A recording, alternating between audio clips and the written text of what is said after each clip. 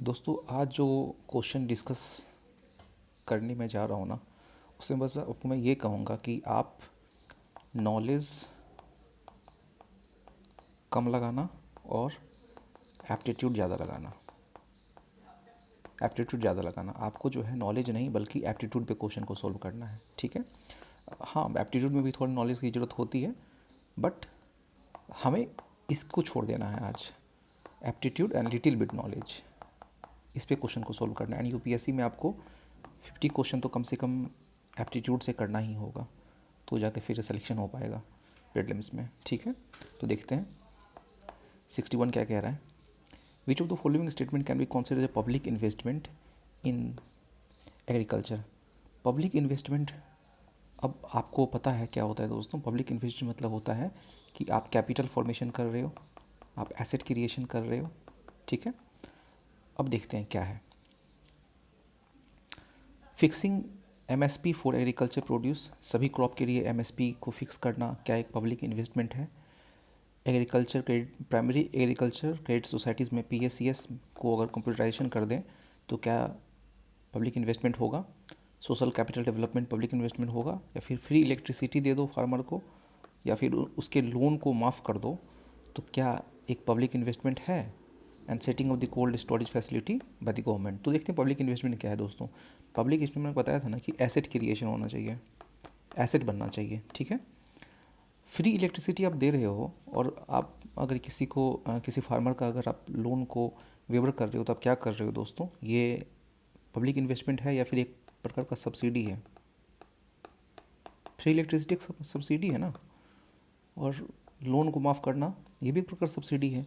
तो 5 को काट दीजिए, क्या होगा 2 3 एंड 6, 2 3 एंड 6। आसान क्वेश्चन था। ठीक है, आगे बढ़ते हैं 62 में देखते हैं।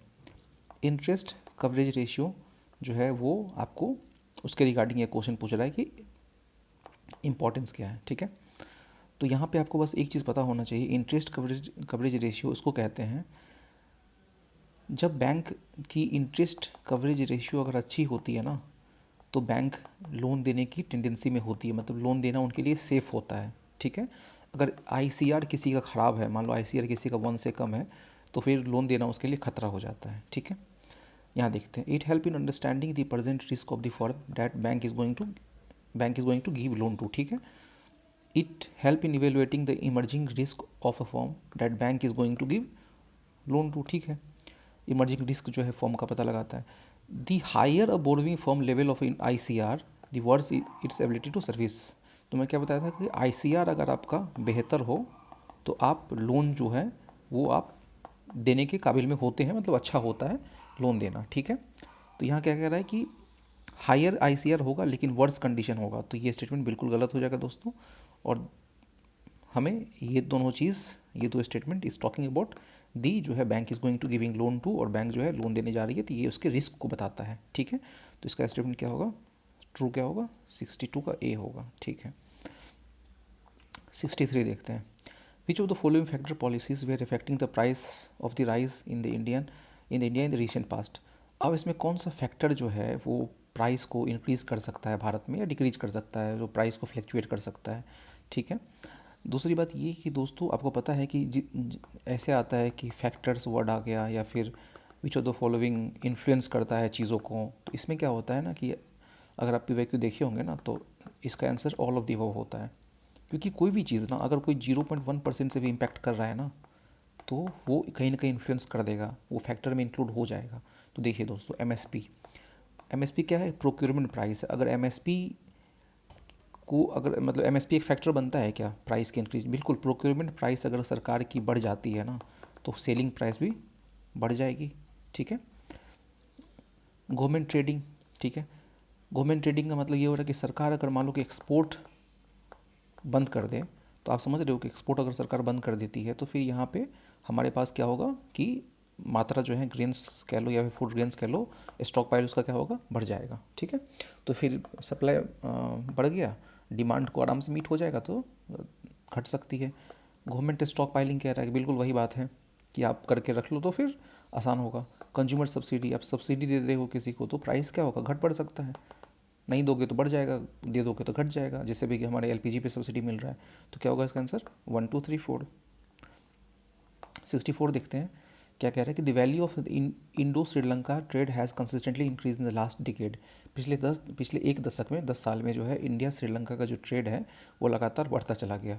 दोस्तों अब एक बात बताओ कि अभी आपने एक चीज़ पढ़ा होगा कि न्यूज़ में देखा होगा, मतलब ये तो काफ़ी न्यूज़ में था कि 2019 या 20 के आसपास क्या हुआ था श्रीलंका में, क्योंकि पेपर 20 का ही है ना, इसलिए ये क्वेश्चन श्रीलंका के रिगार्डिंग आया है कि आपको पता होगा कि श्रीलंका ने ऑर्गेनिक फार्मिंग को प्रमोट किया था और इनऑर्गेनिक फार्मिंग को बिल्कुल बंद कर दिया था।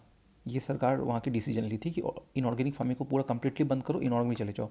इससे क्या होगा कि क्राइसिस आ गया था श्रीलंका में, और क्राइसिस की वजह से जो है वहाँ की स्थिति इतनी बुरी हो गई थी कि बाद में लाइन ऑफ क्रेडिट पे जो है वो पैसा इंडिया पे की थी और आईएमएफ से लोन लेना पड़ा था, फिर जाके ये श्रीलंका रिकवर कर पाई थी। तो आपको क्या लगता है कि जब क्राइसिस आया होगा तो उस तरीके का फिर ट्रेड भारत के साथ रहा होगा? डेफिनेटली नहीं रहा होगा। 18 तक तो ट्रेड अच्छा रहा, इस तरीके से ट्रेड बढ़ता गया, लेकिन क्राइसिस जैसे 19 में आया ये ट्रेड जाके डाउनफॉल हो गया। तो ठीक है, तो ये स्टेटमेंट क्या हो गया? गलत हो गया। Textile and textile article constitute an important item trade between India and Bangladesh. बिल्कुल दोस्तों, इंडिया और बांग्लादेश के बीच में जो पता ही है कि वो सबसे ज़्यादा टेक्सटाइल प्रोड्यूसर कौन है वर्ल्ड में? चाइना है। फिर कौन सा है? फिर आपको बांग्लादेश है टेक्सटाइल प्रोड्यूसिंग में। तो इस बात को भी आपको ध्यान में रखना है। इंडिया का रैंक मेरे ख्याल से 6 होना चाहिए, देख लीजिएगा आप। तो बांग्लादेश जो है वो बहुत बड़ा एक प्रोड्यूसर है। तो क्या होगा कि ये आपको आंसर बिल्कुल सही हो जाएगा। ठीक है। In the last 5 year Nepal has been largest trading partner in India. क्या लगता है आपको नेपाल जो है वो पूरा साउथ एशिया का जो है वो लार्जेस्ट ट्रेडिंग पार्टनर होगा? बिल्कुल नहीं। साउथ एशिया का सबसे लार्जेस्ट ट्रेडिंग पार्टनर कोई अगर है भारत का तो वो क्या है? बांग्लादेश है। ठीक है। नेपाल के साथ हमारा $8 बिलियन का समथिंग $8 बिलियन का ट्रेड होता है, लेकिन हमारा बांग्लादेश के साथ ना वो $11.5 बिलियन का ट्रेड होता है। तो ये स्टेटमेंट भी गलत हो गया। तो क्या होगा इसका आंसर? ओनली 2 होगा। आगे देखते हैं 65 क्या कह रहा है दोस्तों। 65 अभी ये कह रहा है कि G20 के बारे में कह रहा है कि कौन से 4 देश जो हैं वो आपको G20 में आते हैं। तो आपको देख लीजिएगा G20 वाला एक अभी इस साल जो क्वेश्चन पूछा था कि वो पूछ रहा था नाटो का। अब कौन से देश जो है वो नाटो के मेंबर हैं?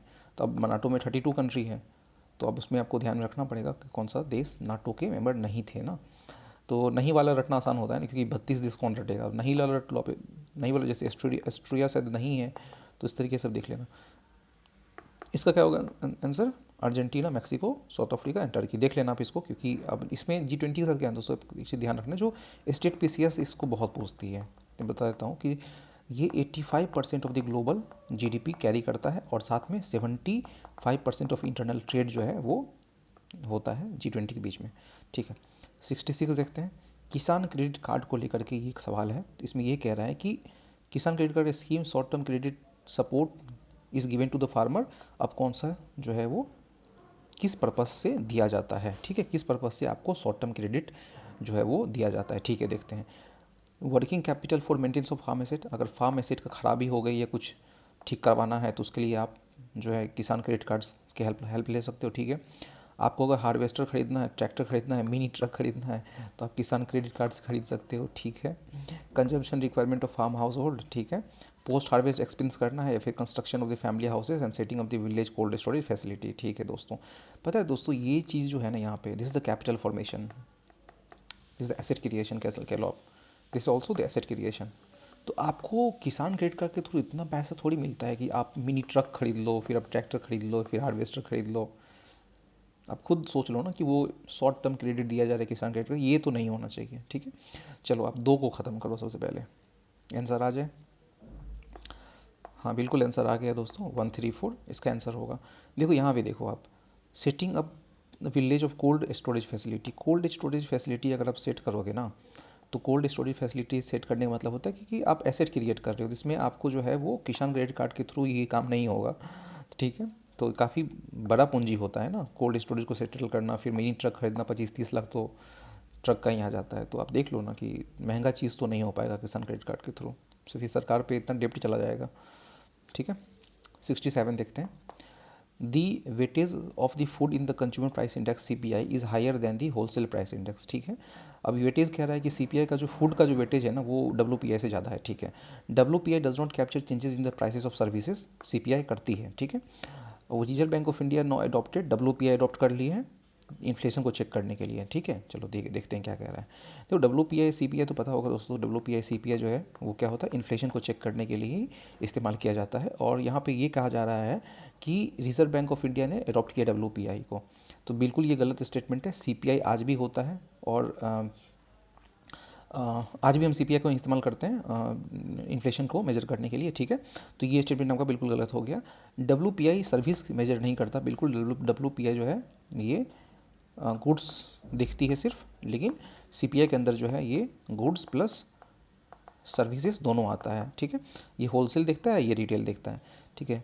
वेटेज ऑफ द फूड जो है वो हायर है, बिल्कुल weightage of the food higher है, मेरे ख्याल से 45% वेटेज जो है ना फूड का वो CPI के अंदर आता है, और WPI का वेटेज जो है वो 24%, 24.4% समथिंग WPI का है, तो आधा के करीब है।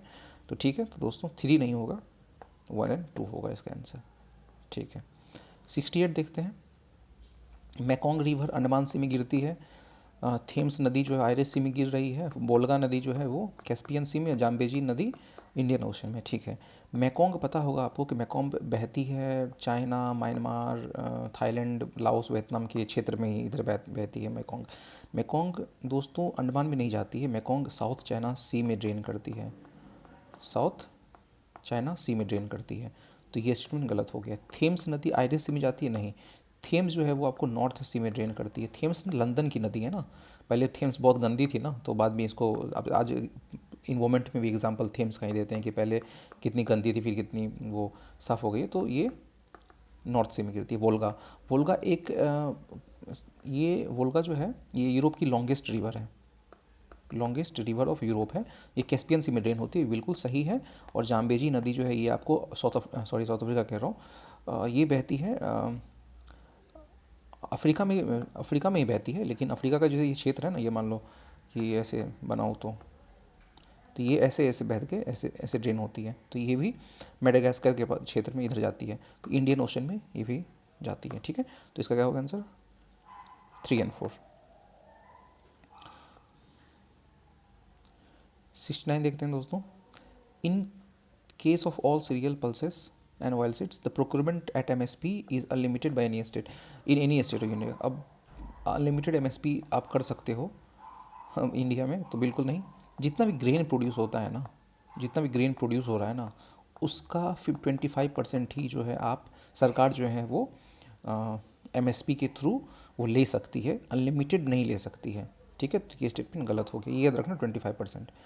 इन case of cereal and pulses the MSP is fixed in any state at the level to which the market price will never rise, market price MSP के लेवल से ऊपर नहीं जाएगा। तो ये स्टेटमेंट कितना गलत हो गया दोस्तों, जा सकता है,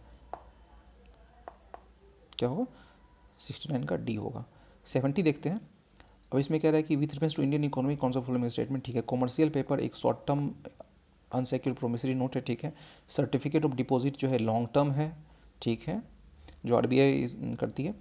कॉल मनी जो है वो शॉर्ट टर्म है, और जीरो कूपन बॉन्ड जो है वो एक शॉर्ट टर्म है, ठीक है, ठीक है। तो यहीं पे खेल खेला गया है।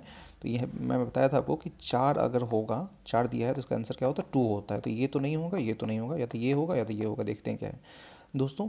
Certificate of deposit is not the long term, it is a short term instrument है, ठीक है। कॉल मनी शॉर्ट टर्म है, ये लॉन्ग टर्म यहाँ लिखा है लेकिन गलत हो गया। कॉमर्शियल मनी शॉर्ट टर्म है, ठीक है। जीरो कूपन बॉन्ड, आप बॉन्ड भी समझ लो ना, बॉन्ड काफ़ी लॉन्ग टर्म होता है, तो ये काट दो। तो क्या होगा इसका आंसर 1 और 3,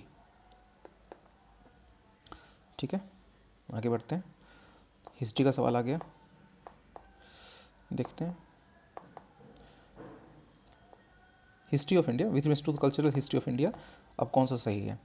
तो परिवर्जिका, इसको आप रट भी सकते हो क्योंकि क्वेश्चन रिपीट हो सकता है। रिनंसिएशन एंड वॉन्डरर है। सरमन क्या है, Prestige with the high status है। उपासक क्या है, लिव फॉर बुद्धिज्म है। तो इसका आंसर जो दोस्तों होगा वो 1-3 होगा। सरमन जो है वो प्रीस्ट विद हाई स्टेटस नहीं है, बल्कि ये एक वो लोग आते हैं जो ब्राह्मणिकल डोमिनेंस या फिर कह लो कि जो समाज में जो कुरीतियाँ हैं उनके खिलाफ ये लोग काम किए हैं, तो 2 नहीं होगा, क्या होगा 1 and 3 होगा। आप इसको देख लेना, रट लेना कि बड़ी बार जगह ये रिपीट हो सकता है फिर से। 72 देखते हैं। इंडियन एलिफेंट को लेकर के जो है कौन सा स्टेटमेंट सही है, सही है, ठीक है। अब देख लेते हैं। लीडर ऑफ द एलिफेंट, जो एलिफेंट ग्रुप की लीडर फीमेल होती है, female maximum gestation period 22 month का होता है। मतलब गेस्टेशन पीरियड समझ ही रहे हो ना, जैसे फीमेल का कितना होता है, फीमेल का 9 मंथ का होता है, तो उसका 22 मंथ का होता है। Elephant can normally go on calving till the age of 40 year only. 40 साल तक ही जी सकती है? नहीं दोस्तों, 40 साल से इंसान, 40 साल इंसान का एज 72 हो गया है, तो फिर ये कैसे? Among the state in India the highest elephant population is in Kerala.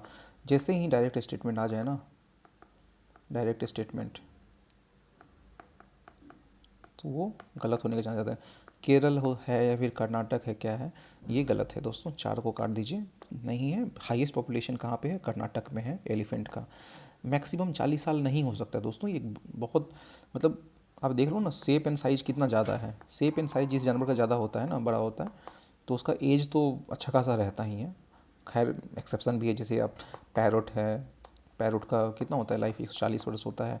फिर आप टर्टल देख लो, 300 वर्ष जीता है, तो इसका 40 साल नहीं होगा, काट दो, 1 and 2 होगा, ठीक है। फीमेल लीडर होती है और गेस्टेशन पीरियड 22 मंथ का होता है। खैर ये टफ सवाल था दोस्तों। 73 देखते हैं। कावेरी बेसिन को लेकर के, विच of the following protected area located in Kaveri basin में प्रोटेक्टेड। अब देख लो यहाँ नेशनल पार्क दिया है ना, कावेरी कहाँ से फ्लो करती है, पहले आपको इस बात को ध्यान रखना पड़ेगा। कावेरी जो फ्लो करती है कर्नाटक, केरल, तमिलनाडु और पुडुचेरी, ये 4 स्टेट से कावेरी फ्लो कर रही है, ठीक है। तो ये 4 स्टेट में देखते हैं, ये जो नेशनल पार्क है ये किस किस स्टेट में है। नगरहोल नेशनल पार्क कहाँ पे है? कर्नाटक में है। पापीकोंडा नेशनल पार्क है, आंध्र प्रदेश में है। सत्यमंगलम टाइगर रिजर्व ये कहाँ पे है? तमिलनाडु में है। और वायनाड वाइल्ड लाइफ सेंचुरी ये कहाँ पे? केरल में है।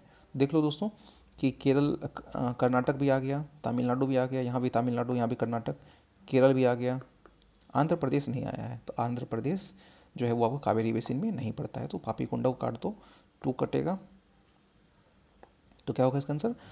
1, 3 and 4। 74 देखते हैं। With reference to the India's biodiversity, Ceylon, frogmouth, coppersmith barbet, grey chin, minivet. अब यहाँ फ्रॉग देख करके ना वो फिर आप मत मार देना कुछ एमपीवीएन इस टाइप का, नहीं ये यूपीएससी खेलती है। तो इसका जो है ना वो देख लो ना, क्योंकि वाइट थ्रोटेड ऐसा कुछ है किसी का, वाइट थ्रोटेड, ठीक है, वाइट थ्रोटेड। तो ये वाला सिस्टम है यहाँ पे, तो देख लेना कि वो क्या होगा, बर्ड होगा।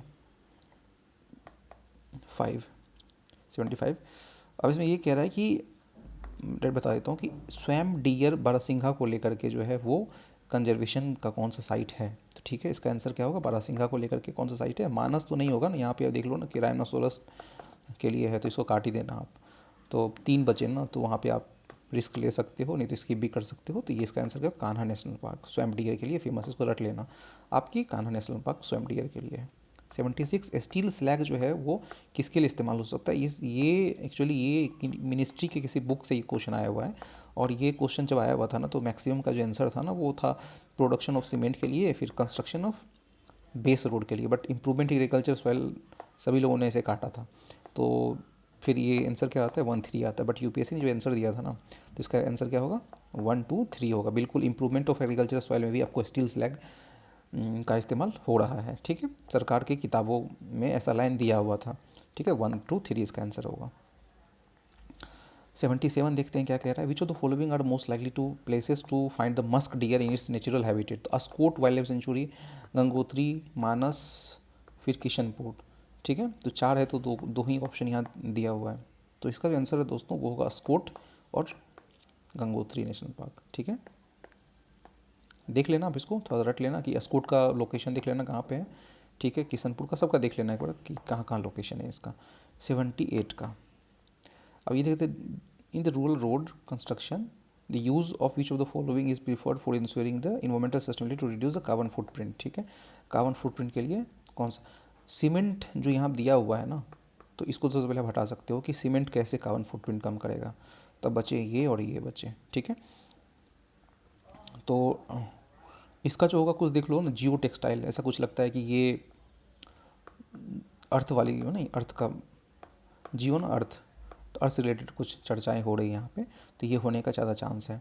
ठीक है, hot mix asphalt technology, copper slag और कोल्ड मिक्स एसफाल्ट टेक्नोलॉजी। तो हॉट मिक्स ऐसा लग रहा है ना कि हॉट मिक्स और कोल्ड मिक्स में तो ये कहीं ना कहीं पोल्यूशन क्रिएट कर देगा, तो यहाँ पे आप दिमाग लगा सकते हो कि ये वाला नहीं होगा, कोल्ड वाला ही होगा। तो इसको काट दो, फिर इसका आंसर होगा 1 2 3। ठीक है, 79 देखते हैं कि cold S contain arsenic, lead क्या है, कोल्ड एस जो है वो आर्सेनिक रखता है, लीड और मरकरी जो है वो रखता है। ठीक है, कोल फायर्ड पावर प्लांट जो है रिलीज़ करता है sulphur dioxide and oxide of nitrogen. ठीक है, इन्वायरमेंट में हाई एस कंटेंट जो है वो हमारे इंडियन कोल में है। तो बिल्कुल ये सही है स्टेटमेंट दोस्तों, कोल जो है वो आर्सेनिक, लीड, मरकरी रखता है और आपको पावर प्लांट से SO2 NO2 निकलता है, और इंडियन में क्या है, इंडियन कोल में क्या है कि हाई एस कंटेंट है। तो ठीक है, तो 1 2 3 होगा। 80 देखते हैं, biochar can be used is a part of, अब कैन बी यूज्ड यहाँ पे है, बायोचार इज़ अ पार्ट है, इज़ अ पार्ट है, इसका पार्ट है, इसका पार्ट है, क्या इसको इस्तेमाल कर सकते हैं? इसको आंख बंद करके, कितने लिबरल स्टेटमेंट है, आंख बंद करके आप 1 2 3 मार सकते हो, लेकिन फिर भी देख लेते हैं। Biochar can be use as a part of the growing medium of vertical farming, biochar इस्तेमाल कर सकते हैं। बायोचार जो है वो growing medium, it promote the growth of nitrogen fix microorganism में इस्तेमाल किया जा सकता है। फिर बायोचार जो है वो आपको ग्रोइंग मीडियम वाटर जो है रिटेन करने की क्षमता इसमें ज़्यादा होती है। तो ये तीनों स्टेटमेंट सही है दोस्तों। तो थैंक यू सो मच दोस्तों, मिलते हैं अगले